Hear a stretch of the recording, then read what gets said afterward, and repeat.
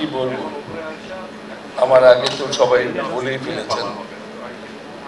আমার দেরির কথা যেটা বললো জয়, সেটা একটু ভুল বলেছে। সময়টা কখন ঠিক বুঝতে পারিনি, একবার 6টা একবার 7টা, সেই জন্য হয়তো বা দেরি হয়ে গেছে। প্রথমত আমি স্টার সিনেপ্লেক্সকে ধন্যবাদ দেব যে এই যে সিস্টেম চলচ্চিত্র দেখাবার, এটা তারা প্রথমেই এদেশে সৃষ্টি করে, সেই জন্যে তাদেরকে আমি ধন্যবাদ জানাই। কিন্তু 14 বছর, এত বছরে আমার মনে হয় আরো একটু বেশি হল হওয়া উচিত ছিল। এখানে আমাদের সম্মানিত গণপূর্ত মন্ত্রণালয়ের মন্ত্রী মহোদয় মোশাররফ সাহেব, তিনি বলে গেলেন যে ছবির হল বন্ধ হয়ে যাচ্ছে। এই যে দুঃখের একটা কথা, আমাদের কথা তিনি বললেন, সেই জন্য তাকে আমি ধন্যবাদ জানাই, এই জন্য যে একটু হলেও ফিল করেন।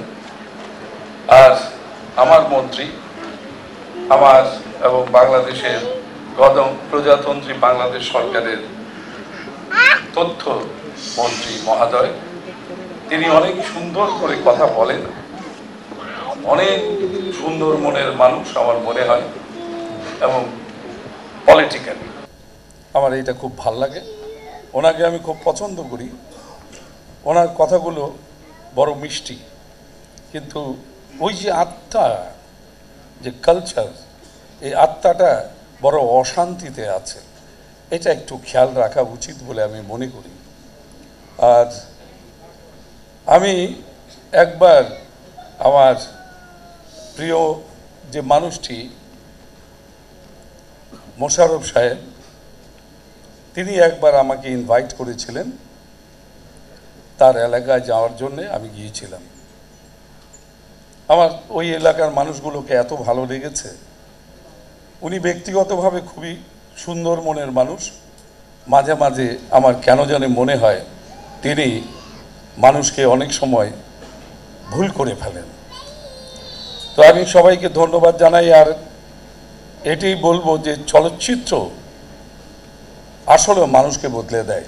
আমাদের ইনু সাহেব যেটা বলেছেন, উনি আরেকটা কথা একবার বলেছিলেন, আমার খুবই ভালো লেগেছে। উনি আসলে আমাদের মন্ত্রী হিসেবে সঠিক। উনি সেখানে বলেছিলেন যে আমি ব্যাঠিক, আমি এই মন্ত্রিত্ব আমার জন্য ঠিক নয়, কিন্তু আমার সেদিনই মনে হয়েছিল এই মন্ত্রিত্বই তার জন্য ঠিক। তবে ওই যে আত্মাটা অশান্তিতে থাকে, এই আত্মাটার জন্যে তাকে কিছু কাজ করা উচিত বলে আমি মনে করি। আমার মনে হয় ইনু সাহেব আমার কথা বুঝতে পেরেছেন। আমি সবাইকে ধন্যবাদ জানিয়ে একটি কথা বলবো যে চলচ্চিত্র এমন একটি মাধ্যম যে পৃথিবীর সবচাইতে বড় গণমাধ্যম, এবং এই মাধ্যম আমাদের মন্ত্রী মহোদয় বলে গেছেন যে মানুষকে চেঞ্জ করে দিতে পারে। এটা কিন্তু সত্য যে চলচ্চিত্র এমন একটি জায়গা, এমন একটি মাধ্যম পৃথিবীর সমস্ত সিস্টেমকে চেঞ্জ করে দিতে পারে। আরেকটা কথা যেটা, যে এগিয়ে যাব আমরা নতুনদের নিয়ে, বেশ ভালো কথা, কিন্তু এই যে অ্যানালগ সিস্টেমটা, আমার মনে হয় আমার সম্মানিত মন্ত্রী মহোদয় কতটুকুন জানেন আমি জানি না, তো অ্যানালগ সিস্টেমে আমরা অভ্যস্ত। হঠাৎ করে যদি ডিজিটাল সিস্টেম চাপিয়ে দেওয়া হয়, সেটা আমার মনে হয় সঠিক নয়। সেই জন্যে কিছু কাজ করা দরকার আমাদের এই তথ্য মন্ত্রণালয়ের।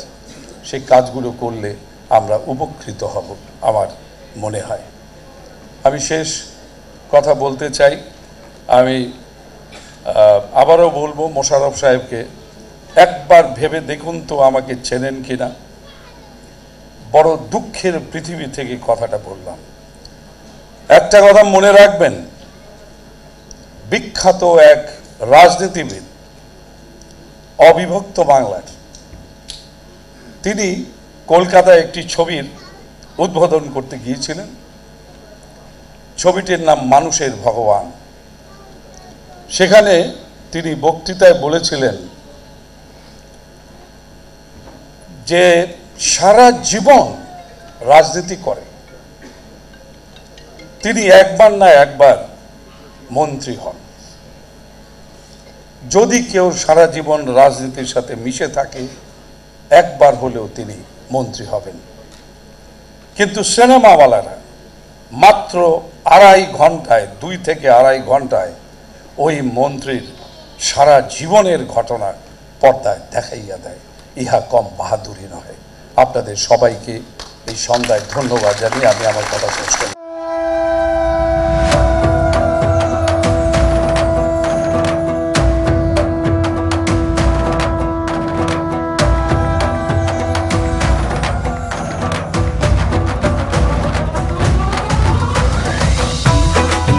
দর্শক, আমাদের সংবাদটি যদি ভালো লেগে থাকে তাহলে অবশ্যই আমাদের চ্যানেলকে সাবস্ক্রাইব করুন। শর্মিলী আহমেদ, জন্ম 1947 সালে।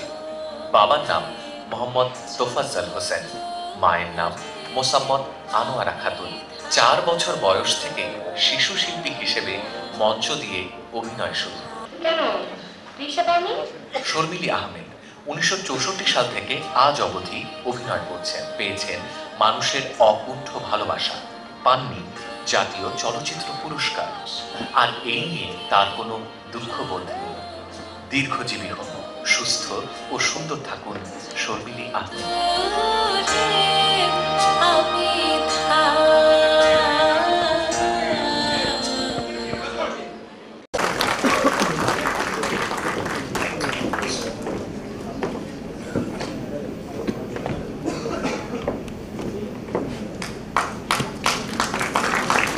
স্টারস কমপ্লেক্সের পক্ষ থেকে লাইফ টাইম অ্যাচিভমেন্ট দেওয়া হচ্ছে শর্মিলী আহমেদকে।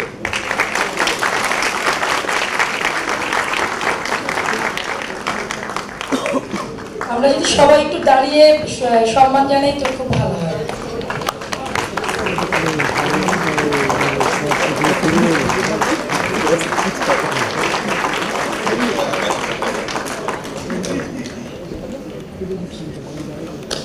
আমি এখানে কিছু বলবার জন্য 3 জনকে আসতে বলছি, একসাথে 3 জনই কিছু কথা বলেন, তাহলে আমরা সবাই মিলে পাশে থাকেন স্যার।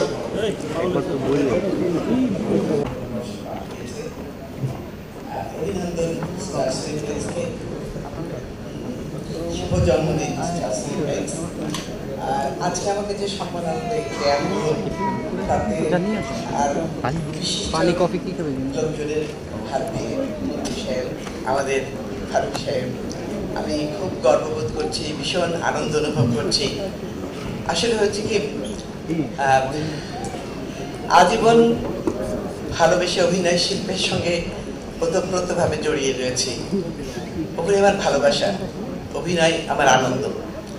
বিনিময়ে মানুষের ভালোবাসা, অফুরান ভালোবাসা এবং শ্রদ্ধায় আমি আপ্লুত। আজকে আমি সেটার প্রমাণ পেলাম আরো বিশেষ করে।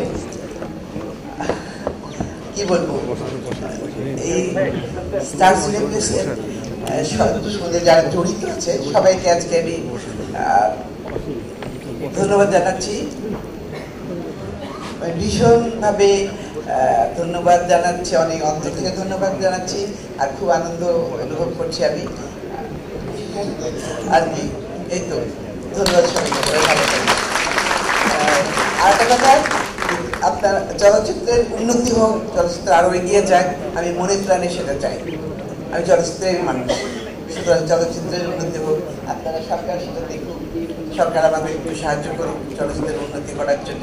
আমরাও চেষ্টা চালিয়ে যাচ্ছি। তাই চলচ্চিত্রের জয় হোক, বাংলাদেশের উন্নতি হোক। ধন্যবাদ সবাইকে। মূল্যবান, যার দাম আজ অব্দি কেউ দিতে পারে, সেই শব্দটি হলো মা।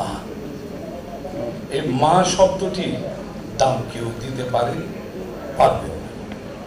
আমার হাত দিয়ে আমার মাকে আমি যে পুরস্কৃত করলাম চলচ্চিত্রে, তিনি বহুবার আমার মা। আসলে আমি খুব গর্ববোধ করছি। ভালো থাকবেন, সুন্দর থাকবেন, আপনার দীর্ঘায়ু কামনা করি। অনেক অভিনন্দন। আজকে যাকে আমরা সম্মানিত করলাম তিনি একজন বিশিষ্ট অভিনেত্রী, শিল্পী। তো আমি যতদূর মনে পড়ে, আমি ওনার চলচ্চিত্র প্রথম দেখার পরে আমার খুব ভালো লেগেছিল। তখন সেই সময় মানে 60-এর দশকের শেষের দিকে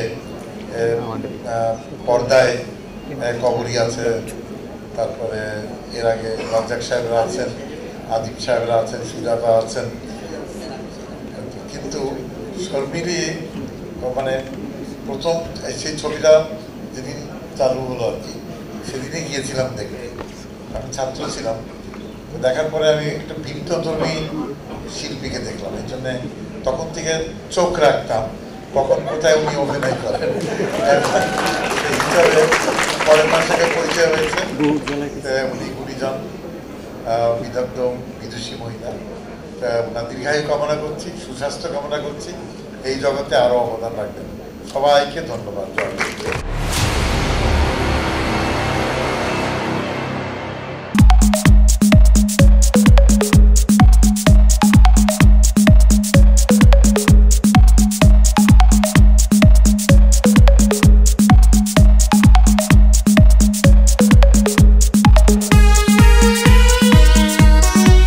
ক্রিয়েটিভ সলিউশনকে নিয়ে বলবো, আসলে এই চ্যানেলটি আমাদের বাংলা সিনেমার প্রচার প্রসারে অনেক বড় ধরনের একটি ভূমিকা রাখছে। তারা সব সময় চেষ্টা করছে আপনাদেরকে নতুন নতুন ছবির সাথে, নতুন নতুন সবার সাথে এবং পুরনো যারা স্টার আছে সবার সাথে পরিচয় করে দিতে। আমি আশা করবো আমরা এই ক্রিয়েটিভ সলিউশনের সাথে আছি, আপনারাও থাকবেন।